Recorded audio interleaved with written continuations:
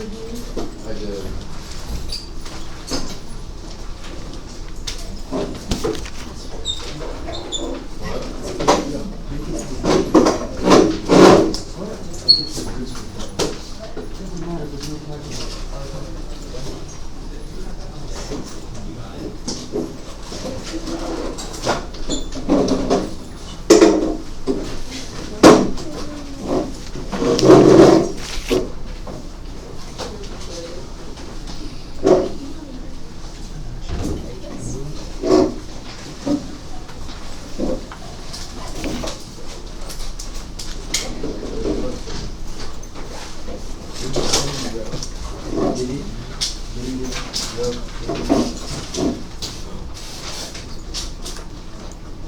How are you, Mr. Townsend?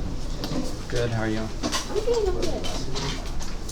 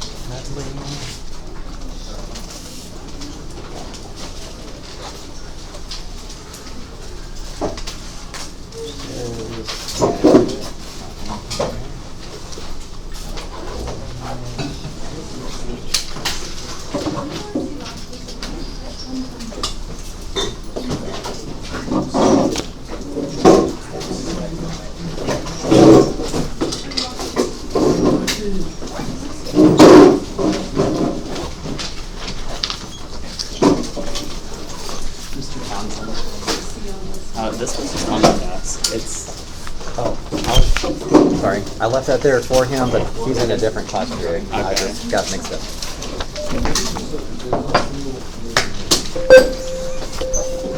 Okay, I need to give you verbal warning here. It's your last chance for points on the circuit 27 and test review 28. So if you did not turn those into Google Classroom, I need your hard copies. If you don't remember if you put them in Google Classroom, you should give me the hard copies now just in case.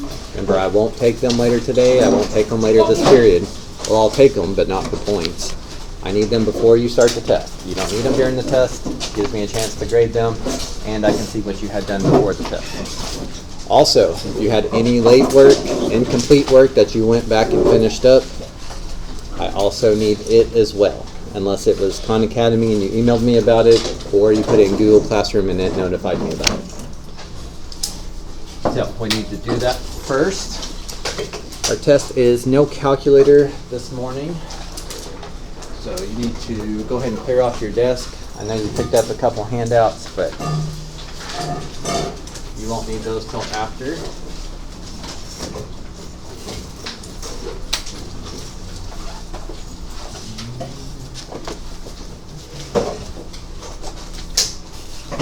You didn't make that up, right? Yeah.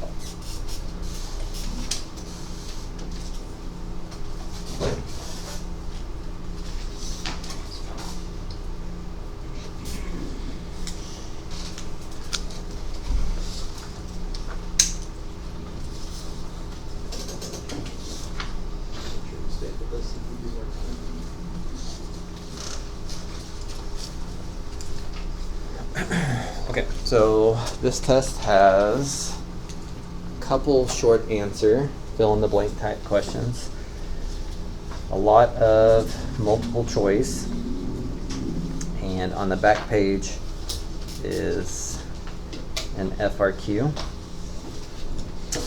So, no partial credit on the multiple choice. Those are right or wrong, so you should double check those. Again, this is all no calculator. I guess the tips that I can give you here, well, first off, there is one little typo. So if you look in the top left real quick, this shouldn't affect your work too much, but I don't want you to think that you mislearned something. If you look in the top left, Form A, people, question 3, all of your answers are in millimeters, which doesn't make sense. All of those should be in millimeters per second. Thank you. So, Form A, people, question number 3, all of those multiple choice selections have the wrong units. Those units don't make sense for velocity. They should be millimeters per second. The numbers are fine, so that's why, again, I don't think it would mess you up on your test. If you had Form B, look at question 3, and you've got the same problem. Form B, people, question 3, all of the choices are in millimeters. They should be millimeters per second. Velocity can't be millimeters. That's the problem there. Okay, so of course my tip to you is, give any of the questions you find to be harder a second or even third look. Like all of our big quizzes and tests throughout the year, the free response on the back is either worth half of your points or almost half of your points. So, in my opinion, you don't have to listen to me, but in my opinion, I would always start with the FRQ, then do the other questions, and then give the FRQ a second look, and just make sure that you read the directions and you didn't make assumptions that you shouldn't have. Make sure that if it says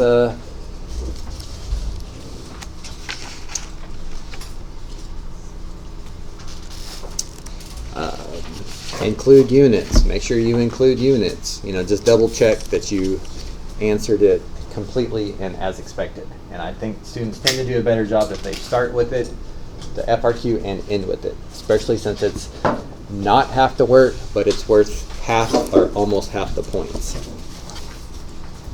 All the other questions are worth the same. So, I told you ahead of time what the curve was on the limits quiz. I can't tell you what the curve is on this one. It kind of just depends, which is partly why you guys should not talk about the test outside of class. If you're giving friends in another class any kind of hints or help, you're helping bring up their average, which makes me think we need a lower curve. So that would be against your favor. But the way it was scored last year and how it might get scored this year is you'll notice there's 10 questions before the FRQ. And FRQs are always out of 9 points. So I believe I counted 9 points on the FRQ, 9 points for the other 10. So your last year's group got 1 freebie. They can miss one question basically and still make 100. So.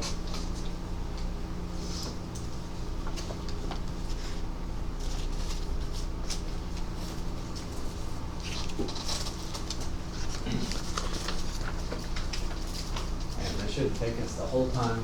So we will start the next topic once all the tests are done. However, if you finish early,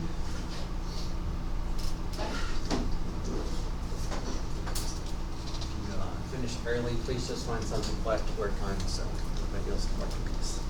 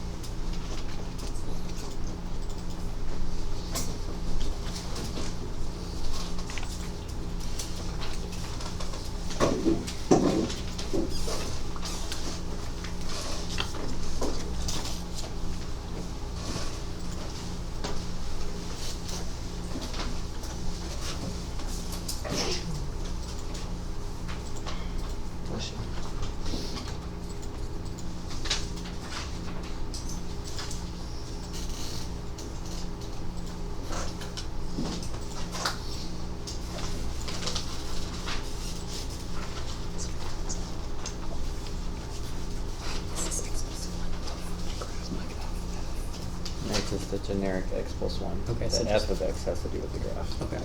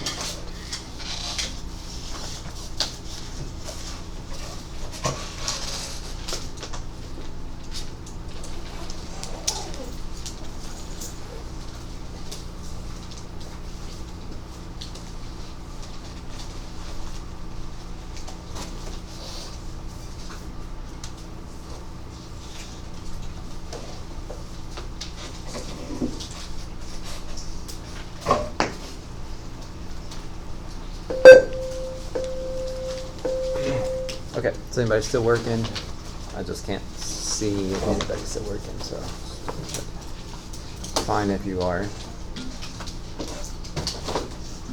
Okay, so I will do my best to have those in gradebook tomorrow. Again, I need my other classes to take it as well before I can be sure of what the curve is, if there's a curve. But one of the two handouts you guys picked up today is number 29, and it is not numbered for you. That's the test reflection. So now that you've seen the test, you have a good idea of what you wish you would have studied more, what you wish you had memorized, what you wish you would have had on a note card if the note card was allowed. Once you realize you should have studied more, or maybe you overstudied, whatever the case may be, take a moment to fill out the top half of that. Again, you can't fill out the bottom half until the grade is in the grade book, but that is an important, I feel like that's important, because when we do AP review in March, it will be nice for you to have a glimpse of,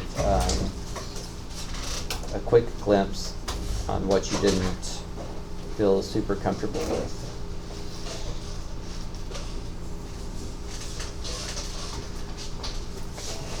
And I will pause for a second while you do that.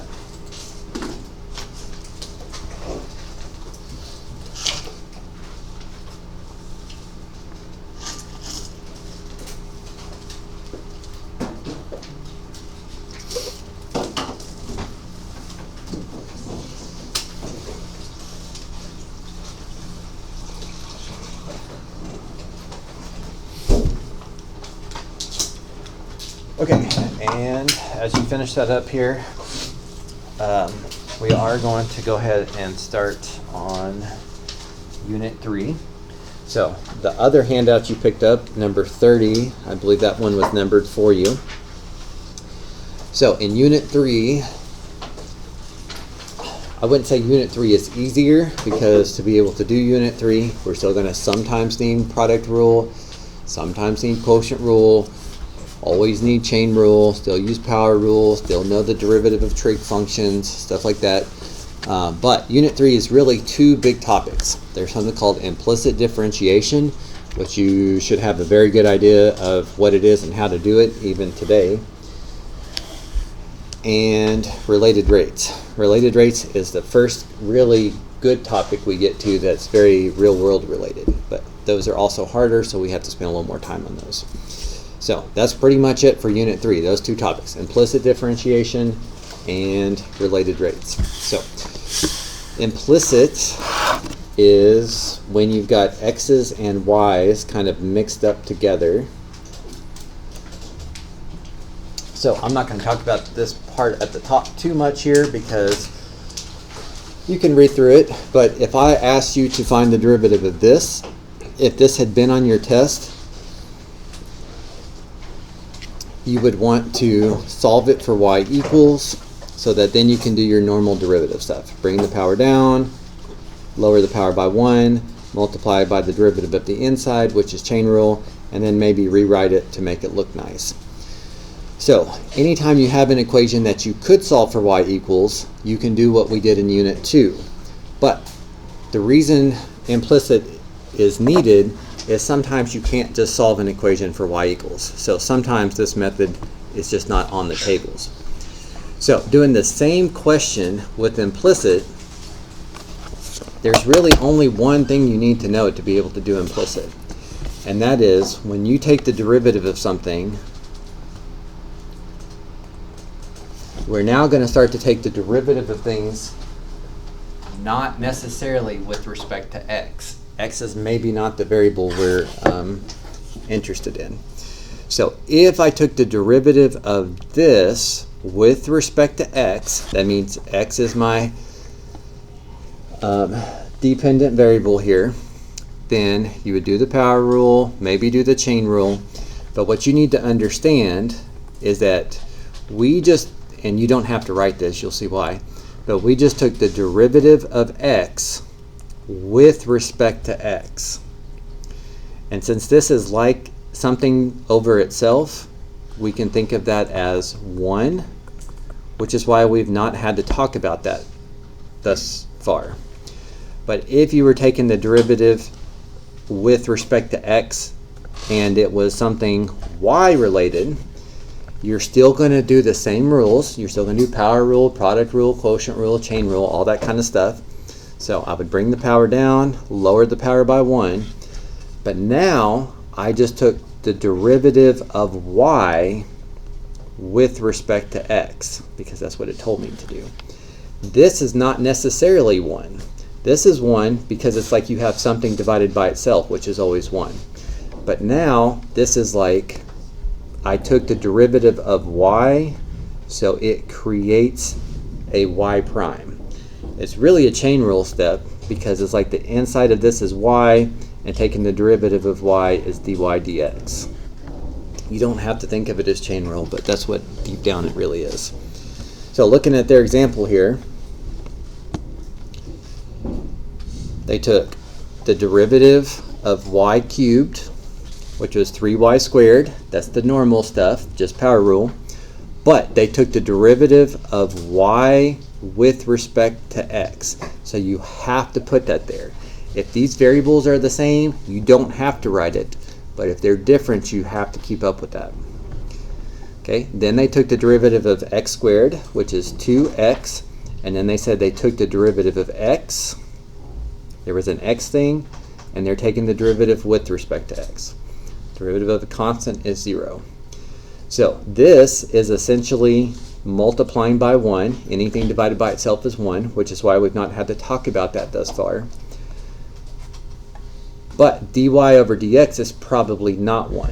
And in fact, if you're trying to solve for the derivative, if you look at what's left over here, if you're trying to solve for the derivative, it is this.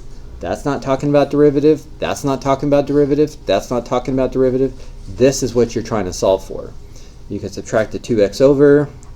You could divide both sides by 3y squared. And then you have the derivative. And if you need it in terms of x, you can plug this stuff back in for y. Back at the top, we knew what y was, so they just threw this back in place of y if you want it to be all x's. We're not going to be too worried about that today. So there's really only one step in there. So again, here's example 2.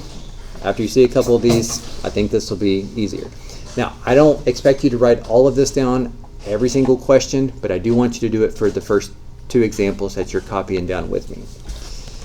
So what is the derivative of x squared? Okay, and for now, write dx over dx. We took the derivative of an x thing with respect to x. We're always taking the derivative with respect to x unless you're told differently. Okay, what about the derivative of 5x? Okay, 5, and once again, I took the derivative of x with respect to x. So put dx over dx. That's the part you won't have to write after a few more minutes. But okay, now just do power rule on this. Don't worry about anything else. What's the derivative of minus 4y squared? Okay, minus 8y. And I just took the derivative of what? A y with respect to x. It's always with respect to x unless you're told differently. Okay, do it again. The derivative of 3y would be 3. We just took the derivative of y with respect to x. Derivative of a constant is still 0. Derivative of a constant is still 0. So, again, I want you to write all of those. But now notice most of these are 1. This is like 2x times 1. This is like 5 times 1. But this is like minus 8y y prime. You can leave it dy dx if you prefer, or you can change it to y prime. I like y prime just because it's a little easier to write. But plus 3 dy dx, you cannot change to 1 because dy and dx are not the same thing. So this is a y prime also. So again, this is y prime, this is y prime. I'm not going to put plus 0 and then that equals 0. Now, when we are doing this process, implicit differentiation, we're still taking derivatives. So this is what I'm trying to solve for. I'm trying to solve for y prime. And to finish this, you might think that these next couple steps are difficult. The nice thing is implicit pretty much always finishes the same way. It's always kind of formulaic. We could subtract these two things over. This is isolating the variable. I'm making sure that all my y prime stuff is on one side, all my non-y prime stuff is on the other side. Both of these have a y prime, so we can factor it out front as a GCF.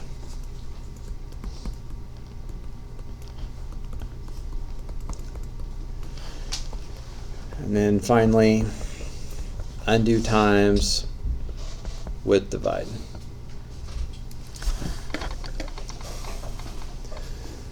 So again, I did a bunch of power rule. I did the derivative of a constant once. I solved an algebraic equation the last, whatever, 4 steps or so.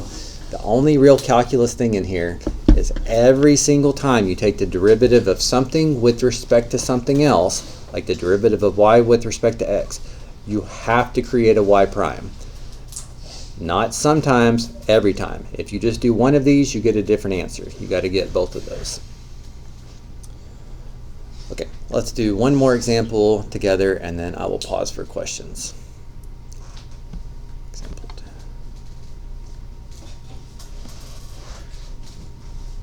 Okay. Oh, here's example 3. All right, let's do example 3. Okay, so taking the derivative of 2x is still the same stuff, power rule, but for one more question, write down dx over dx. We took the derivative of an x thing with respect to x. Okay, this, you better slow down and be a little more careful on. The derivative of negative 5xy is negative 5 times the derivative of xy. That has to be product rule. It's x times y. So we're going to do the derivative of x, which would be 1 dx over dx times y left alone plus x left alone times the derivative of y, which would be, well, 1, but we're taking the derivative of y with respect to x, so we need a dy dx. Okay, and then what about this part? What does 3y squared become?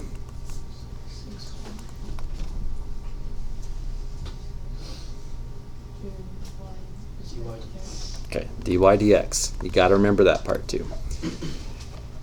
And then if I'm taking the derivative of the whole left side, you need to take the derivative of the right side also. So 7 becomes 0.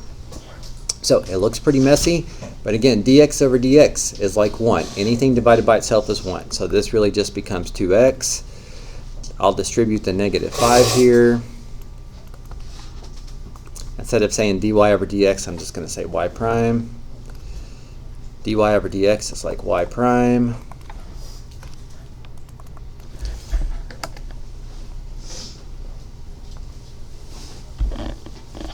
So again, this part in purple, I know you have to slow down and be more careful. Product rule is easier to mess up. But the only real calculus step in this is every time I took the derivative of y, I did a y prime. I took the derivative of y here, so there's a y prime, and I took the derivative of y here, so there's a y prime. Every time you take the derivative of y, you need a y prime, unless you're taking it with respect to y, which happens almost never. Now to solve for y prime, just like the last question, you can subtract this other stuff over, so that way y prime stuff is on one side, non-y prime stuff is on the other side. If everything on one side has a y prime in it, you can factor it out as a GCF. And then finally, finish, undo, multiply with divide.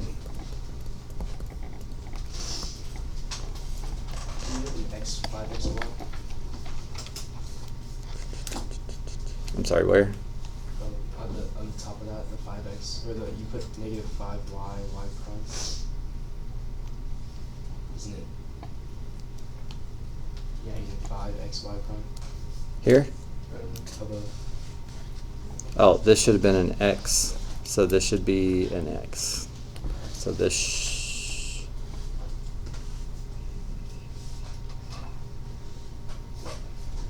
should be an x. Is that better? Thank you. So again, like a lot of our calculus things, it's not that that one step that I'm highlighting there is hard. It's just that we have to practice it enough that it's intuitive to us, that we just, not only do we not forget it, but we understand why we have to keep up with it and why we don't have to keep up with dx over dx. The rate of change of dx of x divided by the rate of change of x is always going to be 1, so we don't have to keep up with that. Okay, so we're going to go over a few more examples together, but is there anything that jumped out at you about example 2 or 3 that you're not sure why we did what we did? Okay, then let's go over to 4.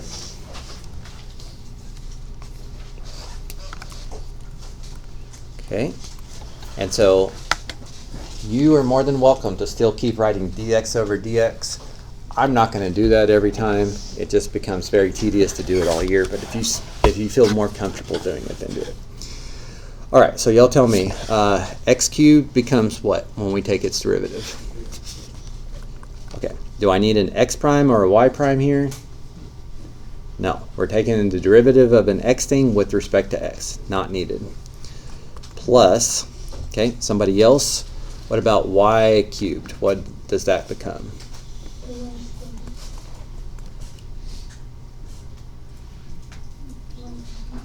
Times a y prime. We took the derivative of a y thing with respect to x. You have to put the y prime. Now, for this question, you're probably not going to forget about the y prime, because if you do, you have nothing to solve for. The whole point of this question is to try to find the derivative. So if you come up with an equation that doesn't have a derivative, there's nothing to solve for. Okay, you can subtract the 3x squared over. This is just normal algebra stuff now. Undo times with divide. And I guess if something simplifies nicely like 3 over 3, you might as well do that. But otherwise, that's it. You have to train your brain. Taking the derivative of y, you need a y prime.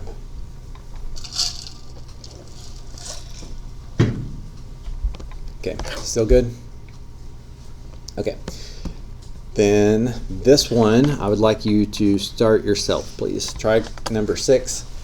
Just the first step. Just try to take the derivative of it. We can finish solving it together, but it's good for you to see if you're looking for the right things.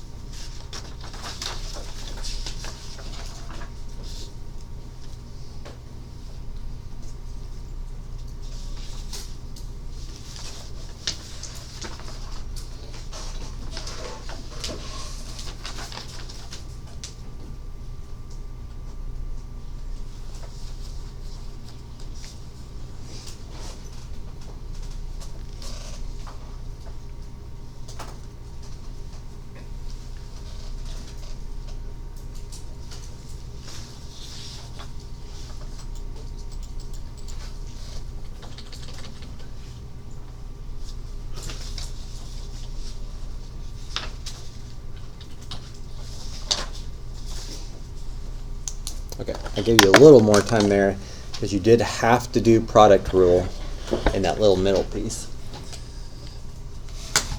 Okay, so first off, if you pretend like y is x, the derivative of x is 1, the derivative of y is 1, but you're taking the derivative of y with respect to x.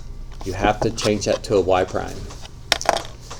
This was -3 times x squared times y. So you had to do product rule on either the whole thing or pull the 3 out front and do product rule on x squared y.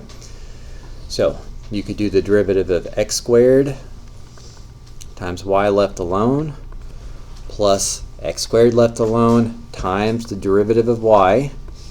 Every time you take the derivative of y, you need a y prime equals, and you can't take the derivative of the left side without taking the derivative of the right side. So that's what I wanted you to see if you got, especially these two. Did you remember the y prime both times you were supposed to take the derivative of y?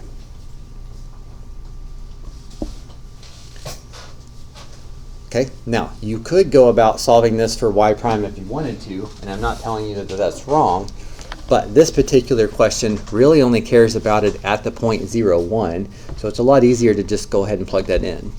So remember, points are an x and a y value.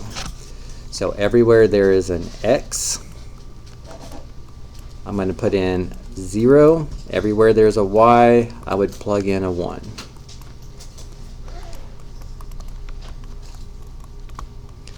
Y prime is not the same thing as y, so don't plug 1 in for y.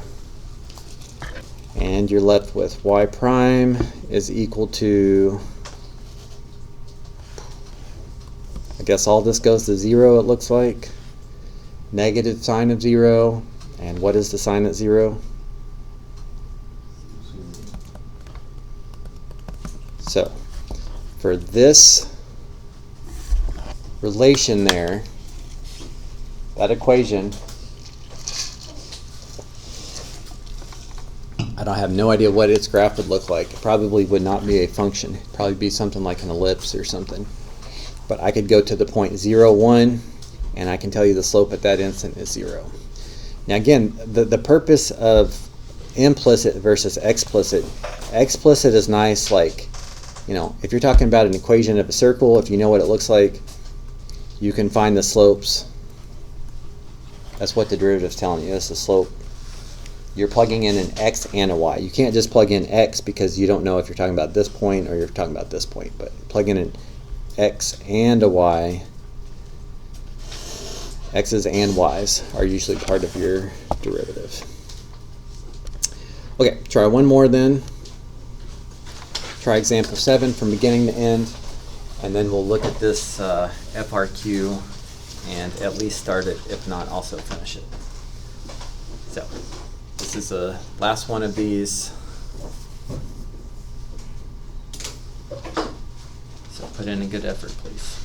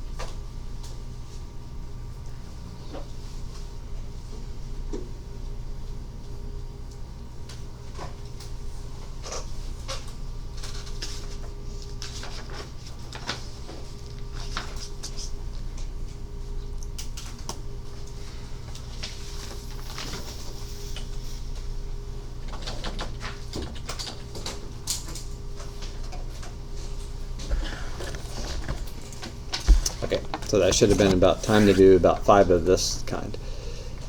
This derivative, same old. This derivative is same old, except you took the derivative of y, so you better have put a y prime there. And then to actually solve for the derivative, to solve for y prime, you should have subtracted the non-y prime stuff to the other side. Sometimes you need to factor out a y prime here, but in this case you don't. Just undo times with divide. And then I guess this reduces. This is like 4x over 9y. Is that what y'all got? So again, it's really just like one extra step, but it's one extra step on top of everything else you've seen. On top of product rule, on top of power rule, on top of quotient rule, on top of trig identities. So that's where it kind of builds up. Now, this certainly will be a part of your AP exam, but the nice thing is, you guys have not quite understood yet, but the hardest part of our AP exam by far is the FRQs. I know that doesn't seem maybe the case to you based on our first two tests, but our first test, you know, that wasn't a real FRQ. And then even today's, what was today's? Today's was pretty close to real FRQ, I guess, but pretty similar skill. So, a big part of what we do, especially as we get closer and closer to your AP exam, is we practice lots of FRQs, because you will have 6 of them on your AP exam, and unfortunately they don't tell us these are what the 6 are going to be. There's some that I can tell you are more likely than others, so we practice those more to feel a little more comfortable with them. But part of why I picked out this one is because I want you to see how challenging they can be and how much attention that they deserve. But before I even get to that, part A, this is why this relates to today's. Usually when they show it on an FRQ, if they want you to do implicit, they will flat out say, here's the derivative. There's no mystery about what the answer is, but they want you to show it.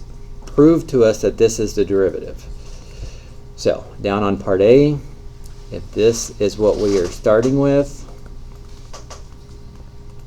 again, I personally like these as FRQs or as part of an FRQ, because again, you know if you did it right, they're telling you what the answer is. So just like we've been doing, take the derivatives just like you have been seeing, but every time you take the derivative of a y, put in a y prime. X squared times y would have to be product rule.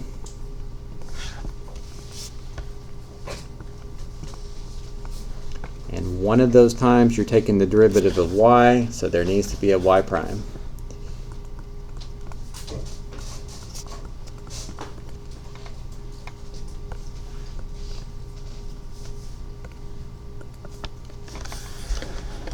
Three separate times we're taking the derivative of y, so I have 3 y primes. Trying to highlight that to help you see.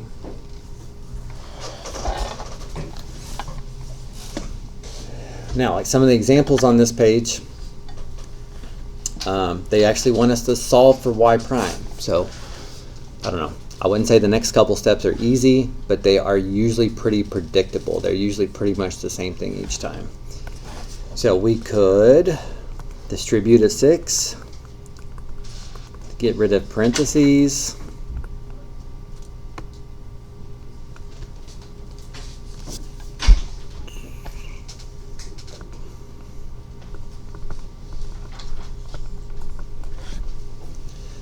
we could isolate the y prime, just a mathematical way to say keep all the y prime stuff on one side and move all the non-y prime stuff over to the other side. Now again, we know what the answer is because they told us. Does it look like we're on the right track yet? Alright, we can't tell, can we? It's still too far off. Okay, now that all 3 of these terms have a y prime, the only thing you can do to move forward is factor the y prime out front.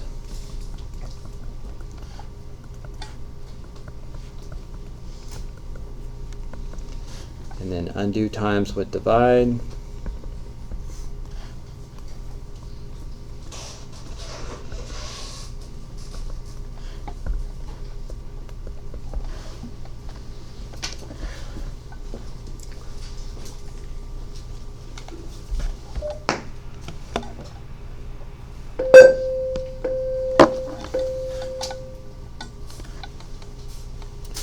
Okay, now that's not the answer that they came up with. So what do I still need to do to maybe make it look like theirs? Okay, what type of simplify? These coming back from GCF. Okay, we could do a GCF out of both of these. You could factor out 6 and factor out a 6 so that the 6's cancel. And then I think all they do is they put the 4x first and the minus 2xy second, correct? And then the denominator is what? X squared plus y squared plus 1? I just didn't want to flip back and forth. So again, not necessarily easy, but after you guys practice this a while, you know what the process is, and most of the time they put it on an FRQ. They do it this way. They say, here's what it's supposed to be, here's the answer, show us that those two things are equal. And then usually this is like 2 points on an FRQ. All FRQs are out of 9 points. So, all right, you guys okay with that? Okay, then let's look at B and C here. So these have nothing to do with implicit now. I just want you to see that some of the stuff that we practice will show up and pop up occasionally in ways that you might not expect it to. All right, B, write an equation of each horizontal tangent line to the curve. Well, how do you find horizontal tangent lines? That was on your test review for today.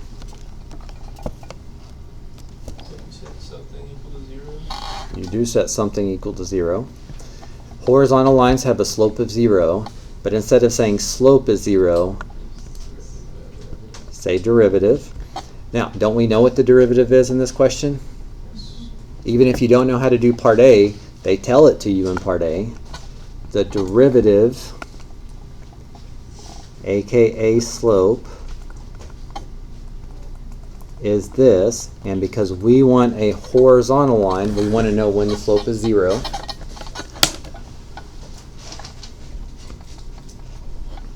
Okay, well, when does a fraction equal 0?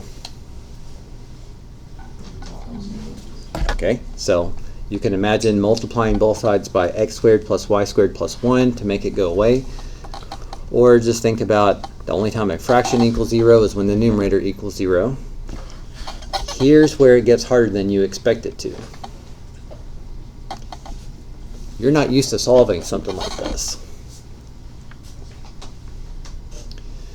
To solve this, we could still factor out a 2x.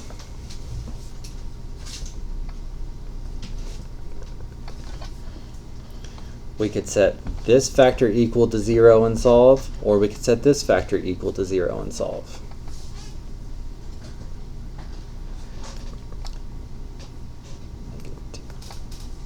Now, that's the setting each factor equal to 0 and solving you have done a million times. You're not familiar or comfortable with saying some of its x's and some of its y's. So the derivative equals 0 when x is 0, because notice if x is 0, the whole numerator goes to 0, or when y is negative 2.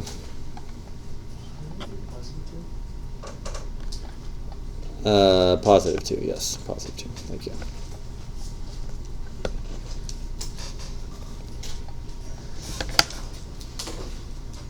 Okay, so we are supposed to come up with equations for that. I don't want to flip back and forth. Okay, so one time is when x is 0. So look up at the big equation we started with. And if we plug in 0 into that big messy stuff, that's supposed to be some of the horizontal tangent lines. I'm talking not about the derivative. The derivative gives you a slope. But so for the x equals 0 part, I'm looking at the 2y cubed plus 6 x squared y minus 12 x squared plus 6y equals 1. I'm just plugging in 0 for x's. So all that goes to 0, and you get a statement 2y cubed plus 6y equals 1.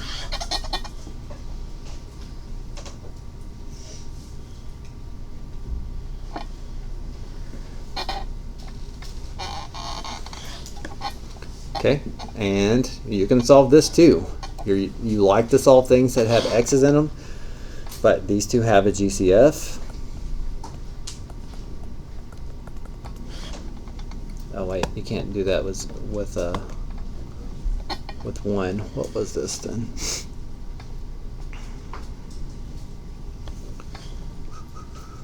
This might have been, no, it wouldn't be a calculator question.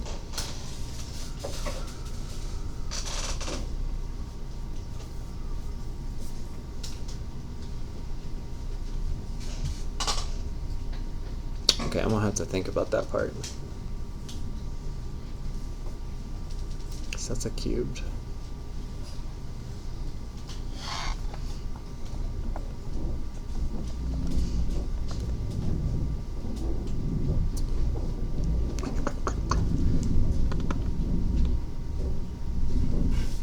Okay, let's worry about that part next time. I know it's something small here that I'm not thinking of, bless you. But that's when x is 0. We could also figure out when y is 2. So you could also go to that big thing that it started off with, that big equation, and plug in 2 for y's, and you get something that looks like this.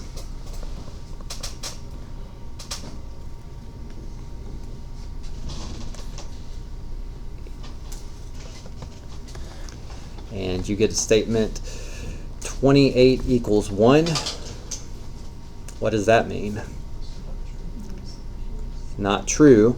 So y equals 2 doesn't exist on the original equation, the original relation. I'm trying not to say function because I doubt it is a function. Remember, to be a function it has to be 1-to-1. That's probably not 1-to-1. So this gave us no solutions, which I think this specific FRQ, and we'll talk about scoring next time, but I think they give you 1 point to show that this doesn't give you any solutions. This should give us 2, I believe, and that's the part I don't know, I'm just not thinking of the right thing there. But we will quickly review this next class and finish that part off and then talk about part C. The main thing I want you to get out of this is I want you to see some of this stuff is just unusual.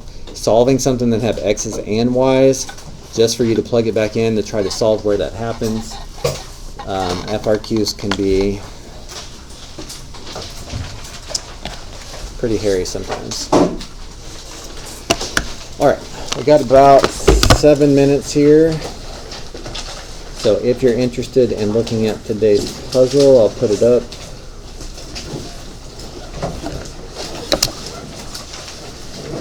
Okay, I know you did this one because Lana cheated on it last time. I am not cheating. Did y'all do this one? Okay. So that's the easy one, but just something different.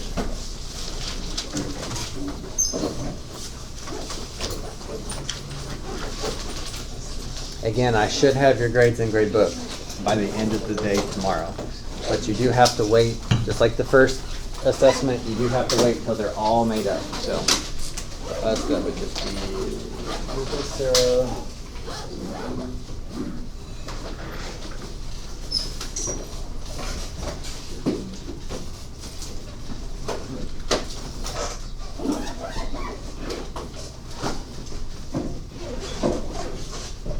But also, if anybody missed a second before.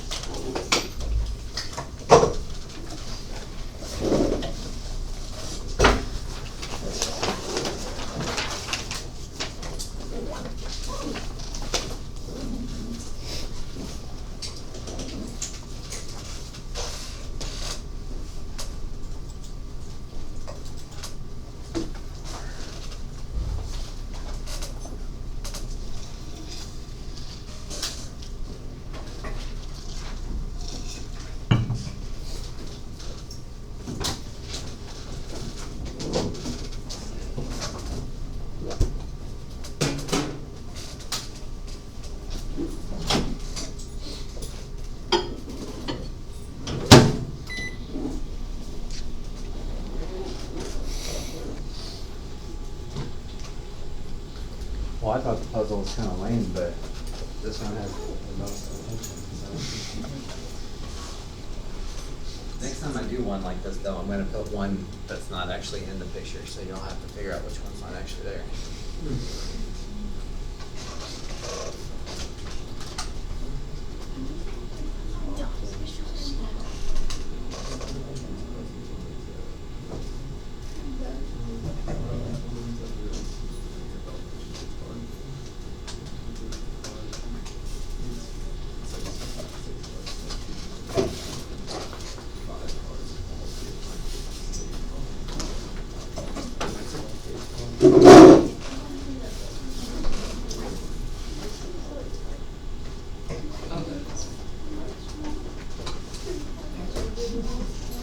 Like all the little rugby. I took them on choice.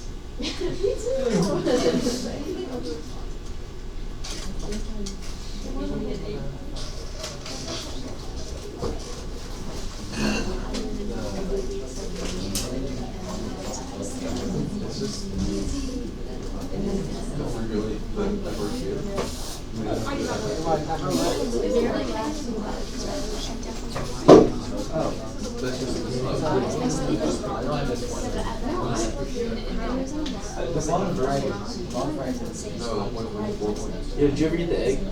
Yeah, the eggs are. Oh shoot!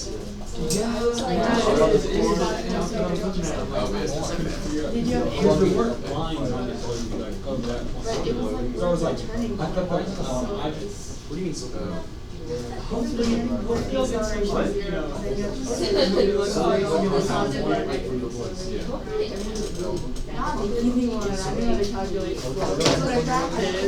Oh, so juggling? Yeah. Oh, these are my so good from the boys. I was like,